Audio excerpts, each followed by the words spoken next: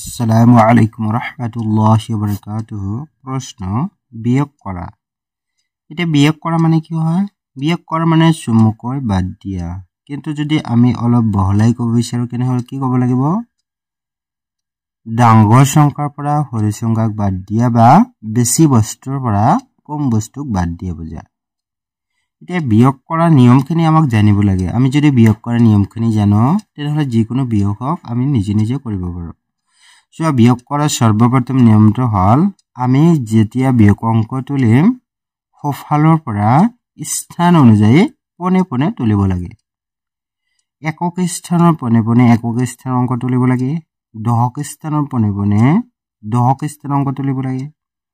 এনেদৰে যিমানবিলাক অংক দিয়া থাকিব গোটেইবিলাক আমাক সোঁফালৰ পৰা স্থান অনুযায়ী পোনে পোনে তুলিব লাগে। এইটো আছিল সৰ্বপ্ৰথম নিয়ম। আৰু ২ নম্বৰ নিয়মটো হ'ল আমি সোঁফালৰ পৰা বিয়োগ কাৰ্য আৰম্ভ কৰিম নে বাওঁফালৰ পৰা? আমাক সদায় মনত ৰাখিব লাগিব আমাক সোঁফালৰ পৰা বিয়োগ কাৰ্য আৰম্ভ কৰিব লাগে। আমি যদি বাওঁফালৰ পৰা আৰম্ভ কৰোঁ তেনেহ'লে নহ'ব, কি হ'ব? ভুল হ'ব। সেইকাৰণে সদায় মনত ৰাখিবা সোঁফালৰ পৰা বিয়োগ কাৰ্য আৰম্ভ কৰিব লাগে। এইটো আছিল ২ নম্বৰ নিয়ম। আৰু ৩ নম্বৰ নিয়মটো হয় ওপৰত যদি ডাঙৰ অংক দিয়া থাকে তলত যদি সৰু অংক দিয়া থাকে তেনেহ'লে আমি কি কৰিম? ডাঙৰ অংকৰ পৰা অকল সৰু অংকটো বাদ দিলেই হ'ব। কিন্তু ওপৰত যদি সৰু অংক দিয়া থাকে তলত যদি ডাঙৰ অংক দিয়া থাকে যদি বিয়োগ নাযায় তেনেহ'লে কি কৰিব লাগিব? তাৰ যে বাওঁফালৰ অংক আছে তাৰ পৰা ১/১০ ধাৰ ল'ব লাগিব। ১/১০ ধাৰ লৈ বিয়োগ কৰাৰ পিছত তুমি যিখিনি ধাৰ লৈছা সেইখিনি আকৌ ঘূৰাই দিব লাগিব। ঘূৰাই দিয়াৰ পিছত আকৌ যদি বিয়োগ নাযায় আকৌ তোমাক কি কৰিব লাগিব? আকৌ ধাৰ ল'ব লাগিব। এনেদৰে আমি বিয়োগখিনি কৰিব লাগে। কেনেকৈ কৰিব লাগে চাওঁ আহা। ইয়াতে কি দি আছে তুমি মনে মনে ভাবিব পাৰা। তোমাৰ হাতত কি মুঠত কেইটা চকলেট আছে? 5টা চকলেট আছে। তুমি মোক দিব লাগে কেইটা? 0টা। 0টা মানে কি হয়? এটাও নহয়। তেনেহ'লে 5ৰ পৰা 0 বাদ দিলে কেইটা থাকিব? 5টাই থাকিব। সেইকাৰণে কি হ'ল? একক স্থানৰ যে পোনে পোনে বহুৱাই দিয়া হ'ল। যিহেতু আমি একক স্থানৰ অংক বিয়োগ কৰিছোঁ সেইকাৰণে একক স্থানৰ পোনে পোনে বহুৱাই দিয়া হৈছে। তাৰপিছত ইয়াতে কিমান আছে? তোমাৰ হাতত 5টা চকলেট আছিল। কেইটা দিব লাগে? 4টা। 5টাৰ পৰা 4টা দি দিলে কিমানটা থাকিব? 1টা থাকিব। এই 1টা দিয়া হ'ল। 5ৰ পৰা 4 গ'লে 1 দিয়া হ'ল। এই দশক স্থানৰ অংক বিয়োগ কৰিছোঁ। আমাক কি কৰিব লাগে? দশক স্থানৰ পোনে পোনে বহুৱাব লাগে। হাতত কেইটা চকলেট আছে? 5টা চকলেট আছে। আমাক দিব লাগে কেইটা? 3টা। 5টা চকলেটৰ পৰা আমি 3টা দি দিলে কিমানটা থাকিব? 2টা। এই 2 দিয়া হ'ল। এতিয়া তোমাৰ হাতত কেইটা চকলেট আছে? 5টা চকলেট আছে। তোমাক দিব লাগে কয়টা? 9টা দিব লাগে। তুমি দিব পাৰিবা? তোমাকতো দিব লাগিবই। তেনেহ'লে কি কৰিব লাগিব? এই যে 5ৰ যে বাওঁফালৰ অংক আছে ইয়াৰ পৰা আমি কি কৰিম?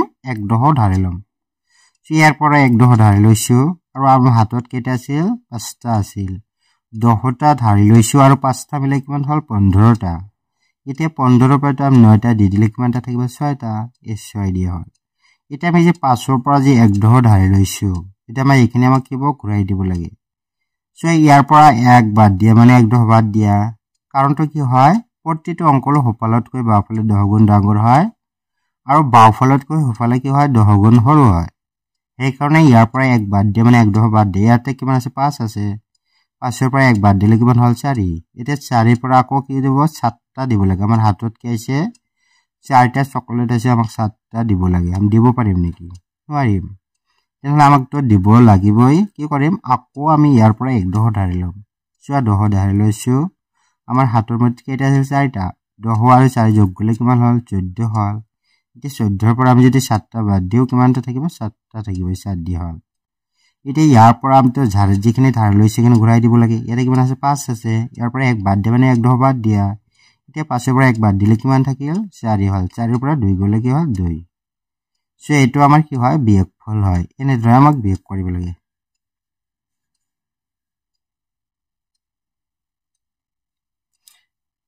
বিনামতো চাব লাগে। আমাৰ হাতৰ মুঠিত কেইটা চকলেট আছে? 1টা চকলেট আছে। আমাক দিব লাগে কেইটা? 6টা। আমি দিব পাৰিম নেকি? নোৱাৰিম। কিন্তু আমাক দিবতো লাগিবই।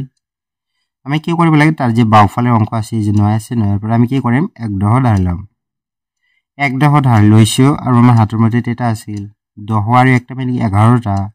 11 পৰা 6টা চকলেট দি দিলে কিমানটা থাকিব 5টা এই যে 5 দিয়া হৈছে একেবাৰে পনে পনে বহুৱাব লাগে যেতিয়া ইয়াৰ পৰা এক বাদ দিয়া যেহেতু এক ধৰ ধাৰ লৈছিলো ইয়াৰ পৰা এক বাদ দিয়া মানে এক ধৰ বাদ দিয়া 9 পৰা এক বাদ দিলে কিমান থাকে 8 থাকিল এটা 8টা চকলেট আছে আমাৰ হাতৰ মুঠিত আমি যদি 5টা দি দিও কিমানটা থাকিব 3টা এই 8 পৰা 5 গলে 3 দি হৈছে ইয়াতে কিমানটা চকলেট আছে দুটা দুইৰ পৰা আমি 5টা দিব পাৰো নেকি যদি নোৱাৰো কি কৰিম ইয়াৰ পৰা এক ধৰ ধাৰ লব লাগে সো এই 7ৰ পৰা কি কৰা হৈছে এক ধৰ ধাৰ লৈ হৈছে 10 আৰু 2 * 12 হল তে 12ৰ পৰা 5টা দি দিলে কিমান থাকিব 7টা এই 7 দিয়া হল ইয়াৰ পৰা এক ধৰ ধাৰ লৈছো হেগন ঘূৰাই দিয়া এটা কিমান থাকিল 7ৰ পৰা এক বাদ দিলে কিমান 6 এটা 6ৰ পৰা আমাক 8টা দিব লাগে আমি দিব পাৰিম নেকি নোৱাৰিম আকৌ কি কৰিম ইয়াৰ পৰা এক ধৰ ধাৰ লৈছো সো এক 10 আৰু 6টা মানে 16টা এটা 16ৰ পৰা 8টা দি দিলে কিমানটা থাকিব 8টা থাকিব 8 দিয়া হল এটি ইয়াৰ পৰা আমি যিখিনি ধাৰ লৈছিনো ঘূৰাই দিয়া এটা কি আছে এক বাদ দিয়া মানে কিমান থাকে 0 এটাও নাই আমাক দিব লাগে কেইটা 9টা দিব লাগে আমি দিব পাৰিম নেকি নোৱাৰিম আকৌ কি কৰো ইয়াৰ পৰা এক ধৰ ধাৰ লব লাগে সো 10 আৰু 0 যোগ কৰিলে 10 হ'ব 10ৰ পৰা 9 গলে কিমান হ'ব 1 হৈ 1 দি হৈছে ইয়াৰ পৰা যে এক ধৰ ধাৰ লৈছে ঘূৰাই দিয়া ইয়াৰ পৰা এক বাদ দিয়া মানে এক ধৰ বাদ দিয়া 3 আছে 3ৰ পৰা এক বাদ দিলে কিমান থাকিল 2 এতিয়া 2ৰ পৰা আকৌ 3 বাদ যায় নেকি না যায় আকৌ আমাৰ ইয়াৰ পৰা কি কৰো এক ধৰ ধাৰ লব লাগে সো 10 আৰু 2 যোগ কৰিলে 12 12ৰ পৰা 3 দিলে কিমান হল 9 হল এই 9 দিয়া হৈছে ইয়াৰ পৰা এক বাদ দিয়া এটা কিমান আছে 6 আছে 6ৰ পৰা এক বাদ দিলে কিমান হল 5 এটা 5ৰ পৰা 9 গলে কিমান হ'ব 5 হ'ব এটা কিমান আছে 4 4ৰ পৰা এক গলে কিবা 3 সো এখানে আমাৰ কি হয় বিয়োগফল হয় তাৰ পিছত এটা চাব লাগে 3 নম্বৰ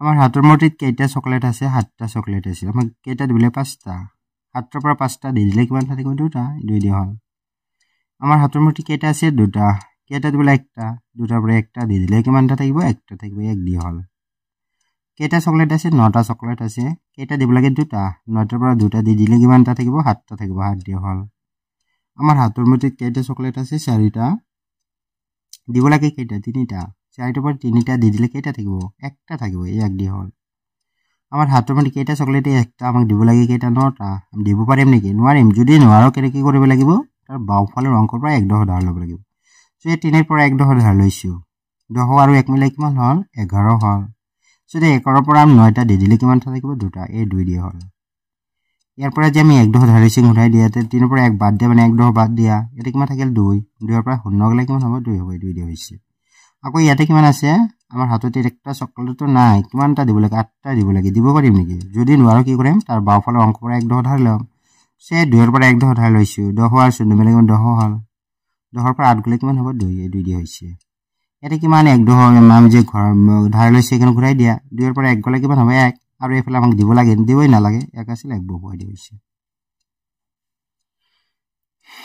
3 নম্বৰটো চাবা আমাৰ হাতৰ মুঠিত কেইটা চকলেট আছে 2টা চকলেট আছে আমাক দিব লাগে কেইটা 2টা 2টাৰ পৰা 2টা দি দিলে কিমানটা হ'ব 0 কি হ'ব 2টা মানে খালি মানে কি হয় 0 হয় কেইটা চকলেট আছে 3টা 3ৰ পৰা 1টা দি দিলে কিমানটা থাকিব 2টা 3ৰ পৰা 1 গলে 2 2 দিয়া হৈছে 9টা চকলেট আছে 3টা দি দিছো বা দিব লাগে দিয়া হৈছে কেইটা থাকিল 6টা 6 দিয়া হৈছে আমাৰ হাততে একটা চকলেট নাই আমাক দিব লাগে এটা 3টা আমি দিব পাৰিম নেকি যদি নোৱাৰো কি কৰিম ইয়াৰ পৰা এক ধৰ ধাৰ লম 3ৰ পৰা এক ধৰ ধাৰ লৈছো 10 আৰু 0 যোগ কৰিলে কিমান হ'ব 10 হ'ব 10ৰ পৰা 3 গলে কিমান হ'ব 7 হ'ব 8 দিয়া হৈছে ইয়াৰ পৰা এক ধৰ ধাৰ লৈছো ঘূৰাই দিব লাগে এটা কি আছে 3 আছে 3ৰ পৰা 1 বাদ দিয়া মানে 1 10 বাদ দিয়া কিমান থাকিল 2 2ৰ পৰা 4টো না যায় আকৌ কি কৰিব লাগে একবাৰ এক ধৰ ধাৰ লব লাগে সো 10 আৰু 2 যোগ কৰিলে 12 12 পৰা 4 গলে কি হ'ব 8 হ'ব 8 দিয়া হৈছে এটা এক বাদ দিব লাগে কিমান আছে 9 আছে 9ৰ পৰা 1 বাদ দিলে 8 8ৰ পৰা 6 গলে কিমান হ'ব 2 2 দিয়া হৈছে ইয়াতে কিমান 7 আছে 7ৰ পৰা 5 গলে কিমান হ'ব 2 হ'ব 2 দিয়া হৈছে এনে ধৰে যিকোনো ধৰৰ